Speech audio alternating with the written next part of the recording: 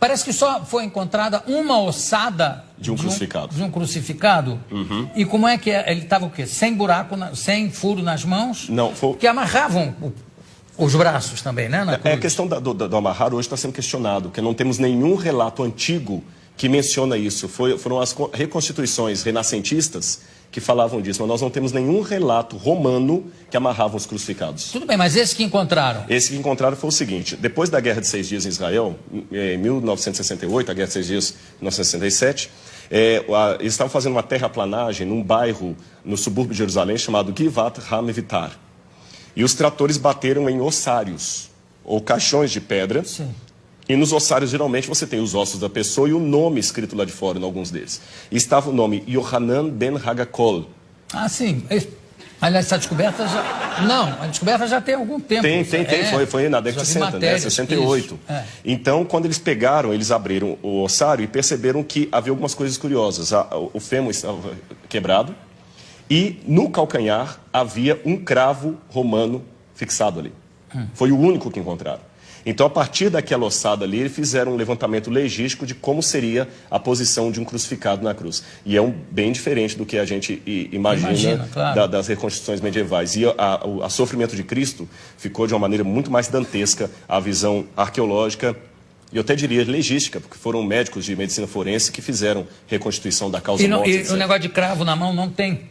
Não, porque o osso dele estava muito fragmentado. Mas, então não tinha, os ossos da mão não estavam todos inteiros. Pelas profecias, certamente não é uma ossada de Jesus. Ah, não, com certeza não. Porque, inclusive, se eu não me engano, tem uma das profecias que diz: nenhum dos seus ossos será quebrado.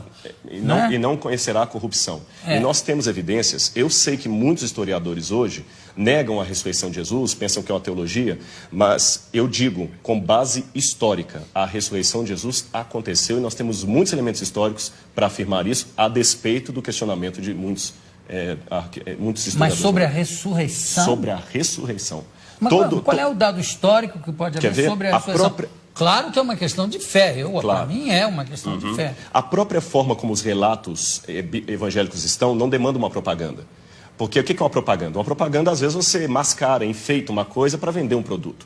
Aqueles discípulos estavam, em primeiro lugar, sofrendo perseguição e abuso por causa daquilo. A ressurreição era uma única doutrina da antiguidade que ninguém aceitava. Eles aceitavam a história de Platão, que a sua alma ia para o Éon, podia aceitar a história de Pitágoras, que você transmigrava a alma de um corpo para o outro, ou então ficar com os epicureus, que morreu, acabou. Mas ressurreição... A reencarnação exatamente, a transmigração de almas está ali perto. Exatamente, alguns judeus aceitavam a reencarnação. Agora, ressurreição era uma coisa que ninguém comprava essa ideia. E outra, na época, pelo machismo... Mas isso, desculpa, mas isso não é uma prova histórica. Sim, mas a forma como os evangelhos foram descritos é interessante. Eles quebram todas as regras de propaganda. Quer um exemplo? Porque para eu saber se é histórico ou não, lembremos, história não dá para levar ao laboratório e repetir o processo. A forma como tratamos a história é diferente. Se olha um documento, e o que você considera uma prova histórica? Como ele foi redigido? Ele foi redigido de uma maneira histórica, com E, ou uma maneira de propaganda, ou uma maneira real. E os evangelhos, por exemplo, eles mostram que a primeira testemunha de Jesus ressuscitado foi Maria Madalena, que era mulher. O testemunho de uma mulher não era válido. Se eles quisessem vender uma teoria, eles colocariam que os homens viram Jesus, e não as mulheres, porque o testemunho de uma mulher não era válido. Segundo, o fato de Jesus ressuscitar no terceiro dia. Para o judeu, até o terceiro dia, você podia ter um coma e voltar.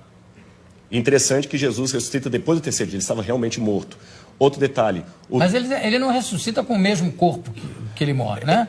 Mas é um corpo glorificado. Mas ele tinha luminoso. Algo tangível. Tanto é que quando ele aparece para Tomé, o famoso São Tomé, o incrédulo, ele fala: Tomé, veja que sou eu, que um espírito não tem carne e osso, toca nas minhas feridas.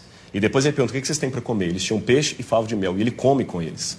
Então é um corpo glorificado, é uma questão de fé, é claro, mas tem uma continuidade com um corpo humano. Não, tudo bem, mas tudo isso, desculpa, eu sou uma pessoa de fé, né? Entendi, claro. Estou aqui fazendo um pouco o advogado dele, que é o seguinte: tudo isso foi muito mexido, remexido na Idade Média, no primeiro imperador católico, Constantino. né? Constantino, inclusive as datas de carnaval, disso tudo para conjuminar, para juntar com as datas de feriados.